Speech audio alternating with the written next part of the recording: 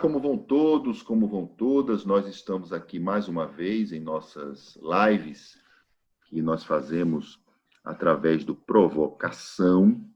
Hoje nós vamos entrevistar com muita satisfação João Pedro Stedley, um personagem bastante conhecido, hoje é considerado um dos patrimônios do MST, mas é um dos principais líderes, na verdade, do movimento dos Sem Terra, tem papel central na criação do MST, hoje é considerado um dos principais articuladores do movimento, e o Stedley é uma pessoa extremamente desatualizada, porque há mais de 30 anos ele defende a mesma coisa, agricultura sustentável e o não uso de agrotóxicos. Hoje virou cult defender o produto orgânico. Stedley, você se surpreende com essa mudança da sociedade? Significa que os jovens hoje estão convencendo os mais velhos de que é necessário ter um mundo com menos agrotóxico? Olá, pessoal. Prazer enorme conversar com todos os que acompanham nosso querido Dilo. De certa forma, claro, tudo que é positivo, sempre a gente fica contente, surpreso, né? Porque o uso de agrotóxicos que contamina os alimentos, que gera câncer, ele só atende os interesses das multinacionais, de 6, 7 fabricantes desse veneno no mundo. E eles são os grandes financiadores da publicidade, dos jornais, da Globo, das TVs. Então, evidentemente que na imprensa eles bloqueiam, né, para que a população não tenha a informação necessária. Daí a surpresa, porque é um verdadeiro bloqueio mental que eles montaram, não só no Brasil, no mundo inteiro. Agora mesmo nos Estados Unidos, graças a Deus, a Monsanto foi vendida para a Bayer. Isso. Com isso, desbloqueou um pouco na imprensa americana. E isso levou a que, num ano, 152 mil agricultores, e lá não tem pequeno, lá é só grande, entrassem na justiça contra a Bayer, pedindo indenização por enfermidades acometidas pelo uso sistemático de glifosato nas suas lavouras. E paz, meu Dilão, como já tinha ganho uns 1.000, e isso implica em custas judiciais e advocatícias, que nos Estados Unidos é muito alto, é muito maior do que os 15% aqui do Brasil, a Bayer se antecipou e propôs um acordo com os 150 mil. E eles toparam, e isso implicou um desembolso à vista, depositado em juízo, há uma semana atrás, porque teve que ser aprovado, inclusive pelo Conselho de Administração lá na Alemanha, de 10 bilhões de dólares que a Bayer vai indenizar a esses agricultores americanos. Então, eu espero que a moda pegue aqui no Brasil, não só para que os consumidores se dêem conta que estão perdendo vida, saúde, mas, sobretudo, os agricultores. Aí no Nordeste, inclusive, nós temos uma região, Sergipe, não sei se vocês também, que produzem tabaco, também com muito veneno, mas vocês têm... Ainda tem o resquício da indústria do tabaco no interior de Alagoas, ali pela região de Arapiraca. Pois, é Arapiraca. Resquício ainda. Lembrando. Exatamente. Mas vocês têm toda essa propaganda da fruticultura com veneno. Exato. Tudo isso causa câncer. E nós temos que repetir todo santo dia por 30 anos. Não use, não use, não use, que você vai morrer antes. Essa é a nossa missão. Você falou de um produto que é velho conhecido aqui de Alagoas, é conhecido, mas ao mesmo tempo bastante escondido nos bastidores, enfim, que é o glifosato, que é um produto bastante usado nas plantações de cana-de-açúcar. Cana-de-açúcar classicamente ela está na raiz do Nordeste, da formação socioeconômica, enfim, e alguns países eles estão abolindo o glifosato. Por que você acredita, Stedley, que o glifosato ele ainda é mantido nas lavouras brasileiras? Qual é o problema? É só porque a gente tem a síndrome de terceiro mundo e para poder se libertar de certas coisas a gente demora mais? Ou porque não existe movimento popular? Ou porque depende de um presidente da República que possa ser presidente da República? Qual é o problema? O problema é que todos os políticos de todos os partidos são financiados pelas empresas fabricantes de veneno. O glifosato, em particular, ele é a matéria-prima para todos os venenos. Então, mesmo se você, eu e tu aqui resolvêssemos botar uma pequena fabriqueta de veneno, seja herbicida, fungicida, inseticida, nós teríamos que, para a nossa fórmula, adotar o glifosato. Então, por exemplo, o governo atual liberou mais de 520 novos rótulos, mas todos eles têm como matéria-prima básica o glifosato. Agora, para a tua informação e nos ajude a denunciar. Aonde está a fábrica dessa matéria-prima aqui no Brasil? Aí em Camaçari, no polo petroquímico, na Bahia. Por que aí? Se todas as lavouras estão aqui, eu estou em outras partes. Porque a fábrica da Monsanto de glifosato, cuja origem, inclusive, dessa indústria petroquímica, vem do petróleo. Então, o glifosato já também decorrente de toda essa manipulação feita na indústria petroquímica. E por que está lá no polo de Camaçari? Porque quando era vice-presidente da República, o líder do PFL aí de Pernambuco, e hoje eu acho que já é falecido, junto com o governo Fernando Henrique Cardoso, eles deram a fábrica de presente para a Monsanto. Você fala do Marco Maciel, é isso? Marco Maciel. Não, Marco Maciel ele conta vivo, mas ele está bastante doente. O Marco Maciel, como vice, né, fez o lobby para que a fábrica fosse para o polo de Camaçari, porque a Monsanto, eu vi uma entrevista do diretor deles, que era brasileiro, que do ponto de vista da logística das fábricas e da distribuição, o melhor é que a fábrica ficasse no polo petroquímico aqui de São José dos Campos, onde a Petrobras também tem um polo. Também tem um Mas eles levaram para a Bahia porque ganharam a fábrica de presente. E como que ganharam? Financiamento da Sudene e do Banco do Nordeste. Então, dois instrumentos que era para combater a fome e a pobreza do Nordeste foram financiados para matar os nordestinos, para fazer uma fábrica de veneno que está funcionando até agora. Bom, no caso da cana, é ainda mais trágico, porque o açúcar, assim como o arroz, ou o feijão, ele é um alimento que perpassa toda a mesa do brasileiro. Mesmo eu que sou diabético, me cuido, não pode comer açúcar. Mas vira e mexe, alguns alimentos ele está lá dentro, né? No pão, no bolo, não sei do que, inclusive para as crianças.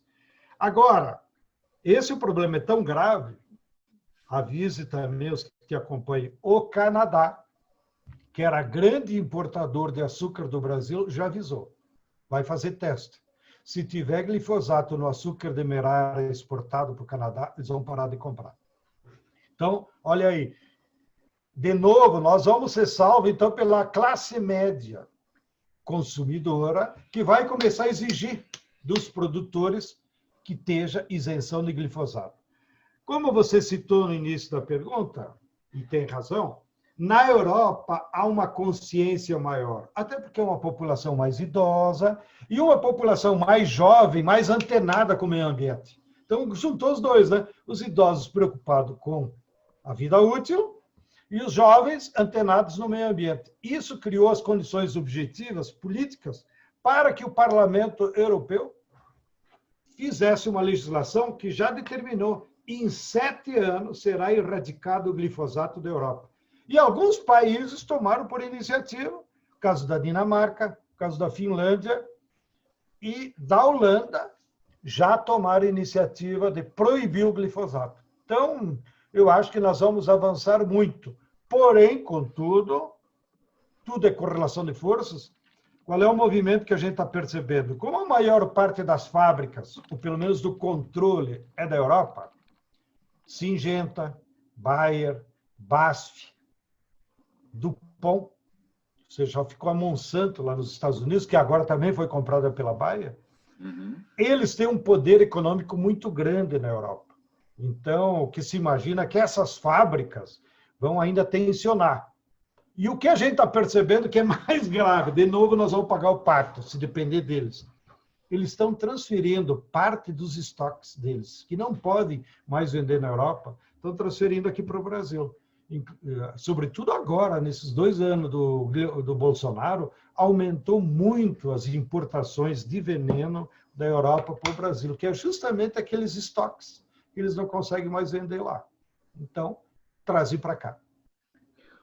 Stedley, quando você falava sobre veneno e agronegócio lá no início do MST, lá pelos anos 80, enfim, a sociedade tinha uma reação. E hoje a sociedade ela apoia mais essas iniciativas, enfim, do agronegócio. Você sente que isso está, de certa forma, ajudando o MST a mudar a imagem que a grande mídia construiu em cima dele como movimento de terroristas, você agindo como o pessoal lá do Hezbollah, enfim. Você acha que isso está se alterando aos poucos na sociedade? Como é que você avalia isso? Primeiro, deixa eu aproveitar a carona para fazer propaganda. O Bolsonaro, na campanha, nos comparou com o Hezbollah. Ele pensou que nos ofendia. Ele pensou que nos ofendia. O Hezbollah é a principal força política do Líbano e a mais progressista. Ele teria nos ofendido se nos tivesse comparado com a Falange Nacional, que aí sim são os nazistas lá do Líbano. Fecha parênteses. Bom, você tem toda a razão. Nós fomos discriminados, nós fomos acusados de tudo quanto é coisa, mas agora estamos sendo salvos pela classe média, pelos consumidores, porque eles têm informação e estamos sendo salvos pelos cientistas.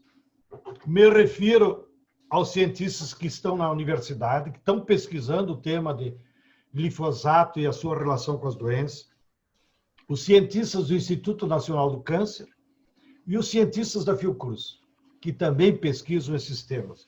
Então, eu acho que está criando uma espécie, como se dizia antigamente, de inteligência no meio brasileiro, formador de opinião, que se deram conta. Isso não é coisa de maluco. Né? Até porque o tal do câncer gerado por glifosato, ele é democrático. Ele vai pegando todo mundo. Eu vivo comentando e de tanta raiva esqueço o nome. Mas no segundo mandato do Lula, tinha um deputado do DEM, do Mato Grosso. Nossa Senhora, ele nos atacava todo dia na tribuna. Depois até ele pulou para o PPS, no primeiro mandato da Dilma. No segundo mandato da Dilma, ele não voltou para a Câmara. Não é porque não votaram nele, é porque no meio do mandato ele morreu de câncer de estômago, provocado pelo glifosato lá do Mato Grosso. Então, se a razão não nos ajuda, a saúde nos ajuda. Né? Nós temos conhecimento também que familiares lá da Globo já foram acometidos de câncer, muito jovens, e aí vai lá no Instituto Nacional do Câncer, ó, alimento contaminado. Então, todos esses fatos não é para ficar folclorizando ou personificando, mas eu acho que isso vai criando, então, uma mentalidade. E nós tivemos a sorte, eu acho, porque na nossa base nós sofremos a influência do mundo e da sociedade. Então, se o agrônomo da Emater manda botar veneno, coitado, bota. Tá? Então, os nossos assentados, às vezes, em muitos assentamentos, botam veneno. Enganados, né? Iludidos. por um técnico, por assistência técnica, ou às vezes até pelo gerente do banco, que diz, você está aqui o teu Pronaf, mas tem que gastar o Pronaf em adubo, em veneno, até... Tá? Então, muito gerente de Banco do Brasil e do BNB tem responsabilidade também sobre isso. Ou pelo menos o que administra a carteira de crédito rural. E nós, do MST, fomos salvos por esses amigos cientistas, que há muitos anos atrás sempre nos alertaram, isso é grave, isso mata, o agrotóxico ele elimina a biodiversidade, ao eliminar a biodiversidade, desequilibra o clima. Então, tem várias consequências do glifosato, não é só o câncer nas pessoas. Ele elimina a biodiversidade que tem na natureza, com isso altera, né? Altera muitas coisas, altera o clima, altera a água. Você viu a pesquisa que a Fiocruz fez no Brasil inteiro? 67% das cidades brasileiras, a água está contaminada por glifosato. Tá bem, é índice muito baixo. É índice baixo, mas se tu toma todo dia a mesma água, vai acumulando no teu organismo, porque, de novo, lembre-se, o glifosato é feito aí no polo de Camaçari. Portanto, ele não se destrói na natureza, ele é um produto não é bioquímico, é petroquímico. E, portanto, vai acumulando, seja em nós, seja em outros animais, seja nas plantas. Então, esses cientistas nos ajudaram. Vocês têm que ir para a agroecologia, vocês têm que produzir alimentos saudáveis, que isso vai ser o futuro de vocês. E nisso nós acertamos. Então, e eu acho que agora, depois do Covid, vai vir com muito mais força a necessidade de nós termos alimentos saudáveis e nós termos agroecologia. E então, finalmente, nós vamos poder, digamos, ter mais apoio na sociedade, porque do governo se espera pouco, não? Para nós implementarmos um outro tipo de agricultura, uma agricultura que priorize alimentos saudáveis e que use as técnicas da agroecologia. Stedley, você acompanha, enfim, é bem informado do debate nacional.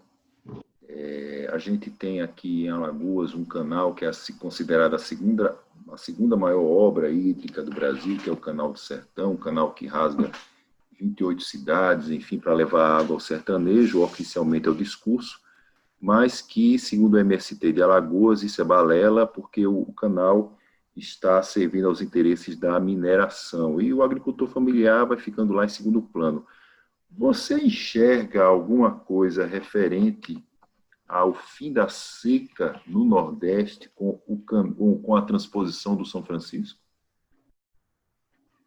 Bem, eu não tenho moral nenhuma, como gaúcho, de ficar ditando regra para o sertanejo. Mas eu posso ser porta-voz de muitas ideias que ouço dos sertanejos. Tá?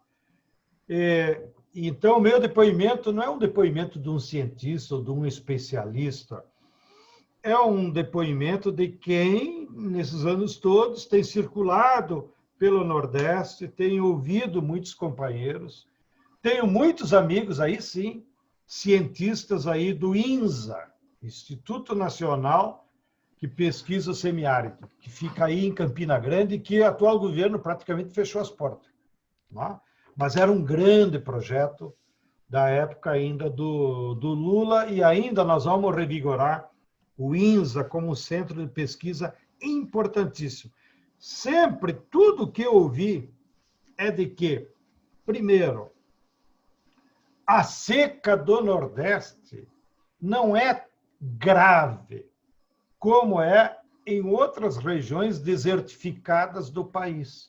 Porque existe água no Nordeste, ou da chuva, ou de lençóis freáticos, ou mesmo quando ela se saliniza, já temos tecnologia para dessalinizar a água do sertão. Portanto, toda a teoria que eu tenho ouvido é de que é preciso desenvolver técnicas de convivência do sertanejo com a seca. Ou seja, não olhar a seca como uma maldição, ainda que ela atrapalhe. Tá? Também tenho ouvido, e que é quase hoje uma coisa que ninguém gosta de falar, tá? Porque está arraigado na cultura do sertanejo, que a pecuária não é a melhor solução para o sertão, porque ela é predadora também.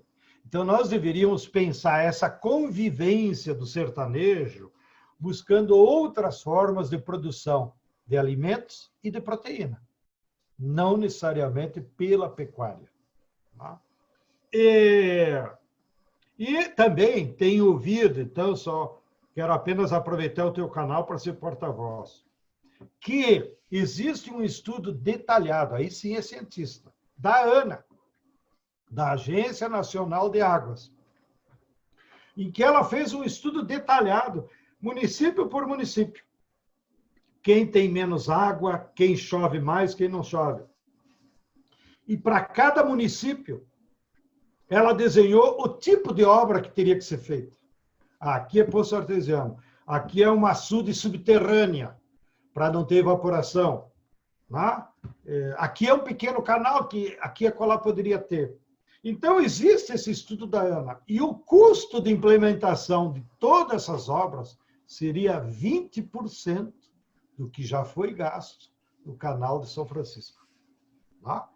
Então, o que nos leva a crer que, apesar da boa vontade do Lula, e apesar de que, de fato, várias cidades da Paraíba, sobretudo, foram beneficiadas pela transposição, mas essa não significa que foi a melhor solução. Nós poderíamos ter encontrado outras soluções. Por quê? Por trás dos canais, evidentemente, que estão os interesses das construtoras, das grandes empresas, que acabam ganhando muito mais dinheiro, mais rápido, do que o sertanejo lá na ponta. Por último, fazendo essas críticas dos canais, que me imagino a Débora tenha comentado contigo, nós não tivemos força de impedir o canal de transposição São Francisco, assim como imagino que não teremos força para impedir o canal do Sertão. Porém, estando eles construídos, então vamos discutir com a sociedade uma forma de democratizar o uso dessa água, para que, de fato, essa água se transforme em alimento, e não em cana ou em pecuária. Tá? Nós temos a triste realidade do canal que liga uma grande barragem no Ceará e percorre todo o sertão do Ceará e vai acabar em Fortaleza. O que está acontecendo ao longo desse canal, que foi construído na época do Ciro Gomes? Os pequenos agricultores que moram vizinhos do canal, que inclusive alguns deles foram desapropriados porque o canal acabou pegando muita terra do seu pequeno lote. Eles estão proibidos de ir lá com balde e pegar água no canal. Tem famílias passando sede no Ceará, tá? Porque não pode pegar a água do canal. Nós tivemos várias ocupações, inclusive, de áreas grandes na região do Apodi, no Ceará, para tentar dar uma utilidade melhor a essa água. Em vez de produzir banana com veneno para exportação, por que não se produz banana orgânica para o mercado interno? Por que não se produz tomate? Por que não se produz hortigranjeiros que, com a água e aquele solão, em questão de semanas, você tem uma produção abundantíssima? Esse mesmo tipo de problema, então, não estou falando em teoria, né? Nós enfrentamos com aqueles canais estaduais que foram feitos no São Francisco, aí na região de Juazeiro, do lado baiano, e no lado pernambucano, na região de Petrolina, onde, de novo, os pequenos agricultores sem terra foram proibidos de usar a água desses canais. Então, o MST organizou várias ocupações na beira do canal, para pelo menos as pessoas terem uma vida melhor. E eu tive visitando vários assentamentos que nós temos e áreas ocupadas, porque não estão legalizados, porque esse maldito DENOX, que controla essas águas, sempre nos perseguiu, mas as famílias estão lá resistindo. Mas o que me chamou a atenção, Odilon, É impressionante a riqueza. Aqueles agricultores com sol e água, nossa, eles transformam o inferno em paraíso. Porque dá melancia o ano inteiro, dá melão o ano inteiro, dá tomate o ano inteiro, dá jiló, dá abóbora, dá chuchu, enfim, é uma riqueza, né? De deixar qualquer gaúcho de boca aberta. Nossa, como esse povo produz tanto. E o que o governo faz, em especial os malditos burocratas do DENOX, a serviço dos políticos do sertão? Tenta impedir que esse povo trabalhe.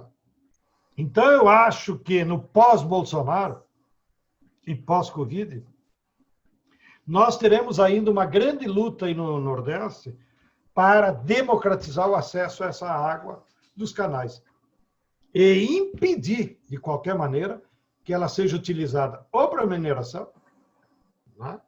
Ou, pior ainda, que nos projetos lá de Pernambuco estava previsto levar a cana-de-açúcar para o sertão. Isso é uma vergonha, isso é um assinte. A cana-de-açúcar, isso foi descrito pelo Josué de Castro, não é por mim. Ganhou prêmios internacionais por causa daquela brilhante obra Geografia da Fome, onde ele prova que tinha mais fome no litoral nordestino do que no sertão, que tinha seca. E por que tinha mais fome no litoral? Por causa do maldito monocultivo da cana. Então, a cana só gera pobreza. Né? E vocês conhecem melhor do que eu. Né? Então, vai ser uma luta prolongada ainda, mas nós vamos vencer. Pode anotar aí nos teus caderninhos. Não é que o Stedley tinha razão. Stedley, você chamou em 2012 a imprensa de manipuladora e maquiavélica numa entrevista com o Abu Janra, quando você se referia exatamente à imagem que a imprensa constrói sobre o MST. Eu dei uma busca agora na internet e a palavra que domina o noticiário sobre o MST é o MST doa alimentos. Quem foi que mudou? Mudou a imprensa ou mudou o MST? O MST, claro, ele teve que se ajustar a essas necessidades. E ainda que nós tenhamos feito discussões nacionais para estimular essa campanha de solidariedade e de doação de alimentos, mas eu acho que está na essência do militante do MST, é ficar indignado contra qualquer injustiça. Então não precisa vir uma circular nacional para os companheiros aí de Maceió, que estão acostumados a fazer uma belíssima de uma feira de produtos agroecológicos, de produtos da reforma agrária e nas praças de Maceió. Automaticamente, esses nossos militantes, diante da Covid, passam a distribuir esses alimentos para as pessoas mais necessitadas, como parte, digamos, do DNA do MST. Seja sempre solidário, né? Fique sempre indignado contra qualquer injustiça. Mas note, mesmo assim, com essa forma generosa, e que isso sim tem uma orientação nacional, não façam propaganda, não precisa tocar o trompete. Aqui nós não somos fariseus lá dos templos de Jerusalém, que davam uma moeda de 10 centavos e tocavam o trompete para avisar os outros. Não, nós temos que fazer como um ato civilizatório de salvar os nossos irmãos mais necessitados. Portanto, nós não queremos fazer propaganda. Mas, como você disse, a imprensa, pelo menos, podia noticiar. E, infelizmente, nenhum canal de televisão nacional do burguesia, Globo, SBT, Record, mesmo a TV Cultura, que é uma TV pública do Tucano, noticiou. Chegou ao cúmulo que a TV Globo do Nordeste, de Recife, fez uma boa matéria, até provocada, eu acho, porque era visível, né? Os companheiros lá do Armazém do Campo, do MST, com a Caritas, com outros movimentos, estão fazendo, inclusive, 500 marmitas por refeição. Isso é um puta do restaurante, né? É uma energia enorme que a militância, que os assentados, para levar comida para todos os dias fazer marmita, para 2 refeições, eles fazem de meio-dia e de noite, para 500 pessoas. Né? Então, a Globo, de certo, percebeu a repercussão na cidade e fez uma matéria. Quando a matéria subiu para o Jornal Nacional, eles tiraram o MST. Tá? Só disseram entidades sociais estão numa campanha exitosa. Então, a Globo é mais do que manipuladora. A Globo, ela é a língua da burguesia. O que a burguesia pensa, ela fala. O que a burguesia não gosta, ela repete. Então, faz 15, 20 anos, a última vez que o MST apareceu na Globo foi na novela Rei do Gato. Tá? Mas nós não estamos preocupados. Repito, nós gostaríamos que apenas eles noticiassem o que é a verdade. Não queremos propaganda.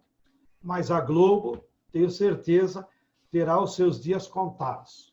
Ou pela ação política, que vai cortar a concessão de uso, ou porque as novas tecnologias digital vão superar a Globo. Como, aliás, naquele capítulo de cinema da Globo, eles já se foram para o beleléu, porque a Netflix já superou. Ninguém vai na televisão para assistir um filme. Todo mundo vai para a Netflix, que não tem nada a ver com a Globo. Então, eu acredito que a Globo tem os seus dias contados, ou pela tecnologia, ou pela força das massas, que vão se dar conta de a que interesses ela defende. Você já leu, Stedley, sobre a ditadura militar brasileira? Você já viu e acompanha as sequelas da ditadura nos movimentos sociais do Brasil? E você já conseguiu enquadrar o Bolsonaro em algum dos personagens que você já leu ou já viu sobre a ditadura militar? Só não vale citar nem o Recruta Zero, nem o Sargento Garcia. O Bolsonaro, ele é pior que a ditadura militar. Tanto é que a ditadura militar expulsou ele do exército por ser terrorista.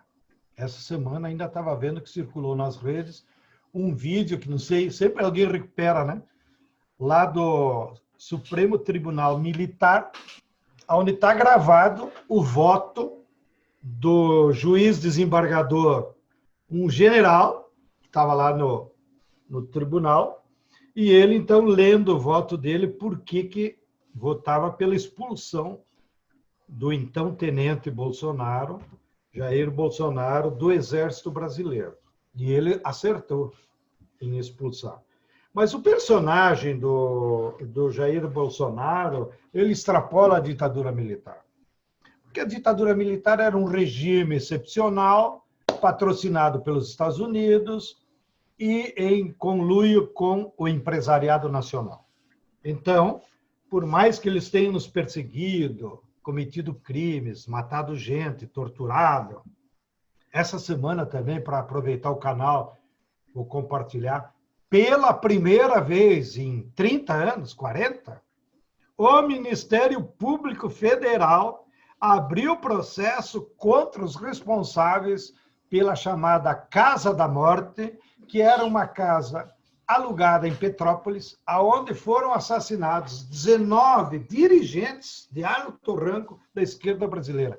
Entre os 19 que foram torturados e morreram na tortura, está o pai do Felipe Santa Cruz, que hoje é presidente da OAB. E os corpos desses 19, para dar desaparecidos, porque até hoje eles são desaparecidos para os familiares, eles foram cremados nos fornos da usina Cambaíba, lá em Campos de Goytacazes, no norte fluminense. E eu tive o desprazer de ir lá, porque o MST ocupou essa fazenda, essa usina, está lá falida. Né? Então, foi aí que nós descobrimos os fornos, né? Porque um dos delegados que praticou isso, que era o delegado Guerra, que é vivo até hoje, e se converteu a uma igreja evangélica, e com medo de ir para o inferno, então ele revelou. Né? Que é o delegado Guerra, lá do Espírito Santo. E então eu vi os fornos lá. É um negócio de arrepiar. Né? Ou seja, esses 19 companheiros dirigentes. Né? Outro também quero aqui fazer como homenagem foi o Davi Capistrano, também dirigente histórico do Partido Comunista Brasileiro, foi cremado lá e até hoje é tido como desaparecido. O Davi Capistrano foi pai do Davi Capistrano Filho, né? Levou o mesmo nome, que foi médico sanitarista. O Davi Capistrano Filho foi professor aqui na Faculdade de Saúde Pública de São Paulo e depois no PT virou prefeito de Santos. O Davi Capistrano Filho, pouca gente sabe, ele é um dos autores intelectual do SUS, né?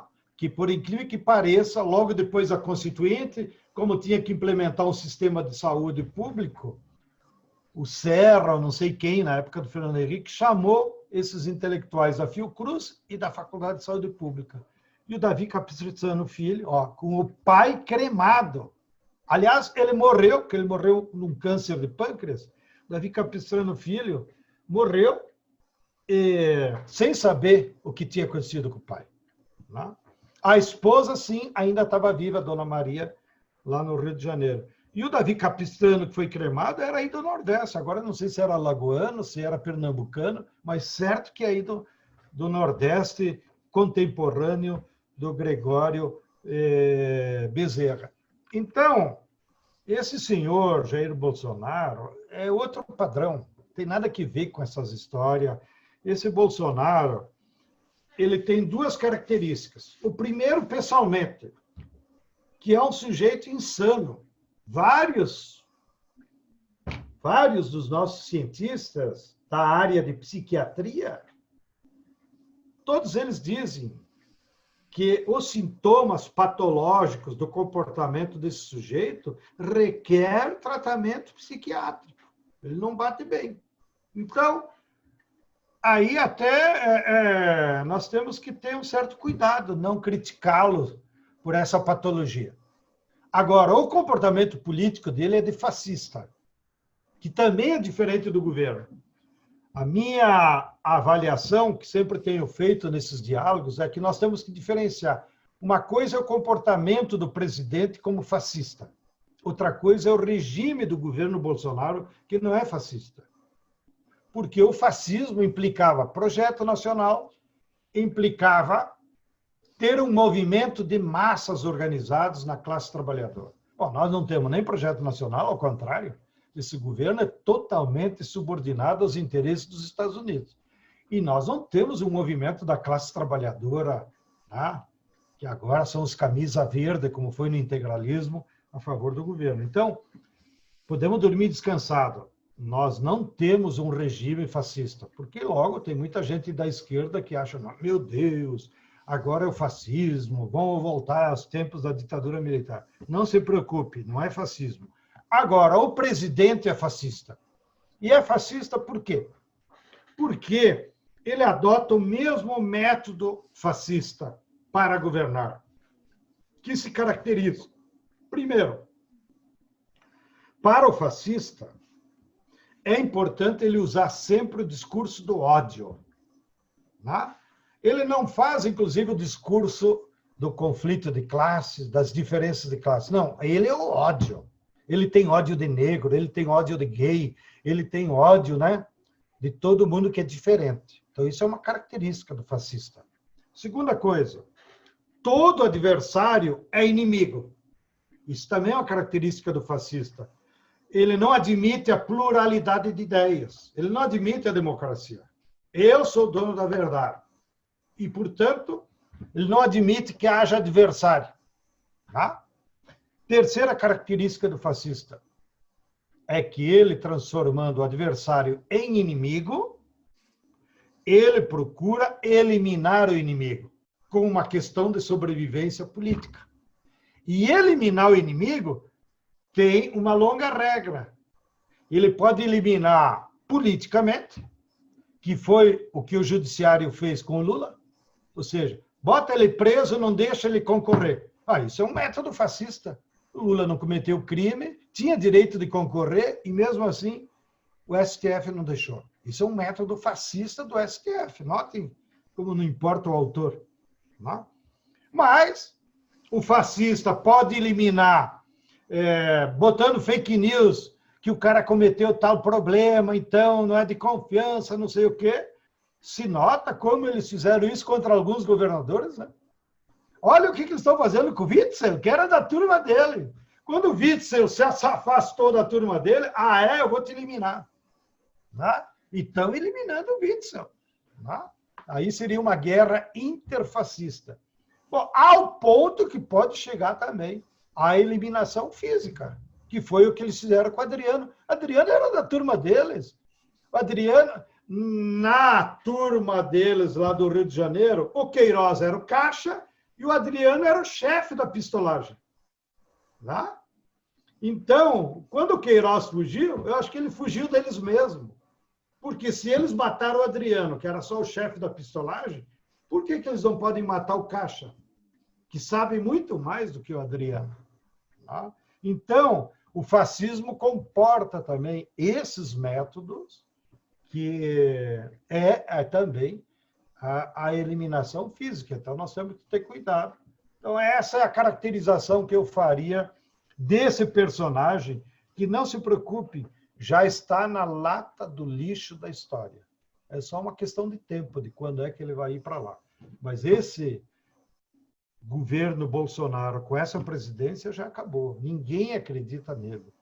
Nem a maioria do povo brasileiro, que já está comprovado, e muito menos, digamos, o conjunto das nações, da comunidade das nações, digamos assim, acreditam no governo Bolsonaro. Bolsonaro Muito bem, meu jovem. Bolsonaro é burro? Não. Bolsonaro não é burro. O burro, na nossa termino folclore brasileiro, é muito depreciativo. Né? Seria uma pessoa que erra muito. Ele não erra. Ele tem objetivos e persegue aquele objetivo. O Bolsonaro não é burro. O Bolsonaro é fascista, que é diferente. Eu tenho uma última pergunta para você. Em 2022, a gente vai ter Jair Bolsonaro tentando a reeleição, o PT, nós vamos ter João Dória, nós vamos ter, acho que a gente vai ter o Witzel nessa situação, e nós temos aí, primeiro, a esquerda entrando dividida na eleição de 2022, e nesse cenário, Bolsonaro, Dória e Witzel, qual é o pior deles? Primeiro, agora nós entramos não em análise, agora nós entramos em hipóteses. Primeiro, porque estamos há 2 anos.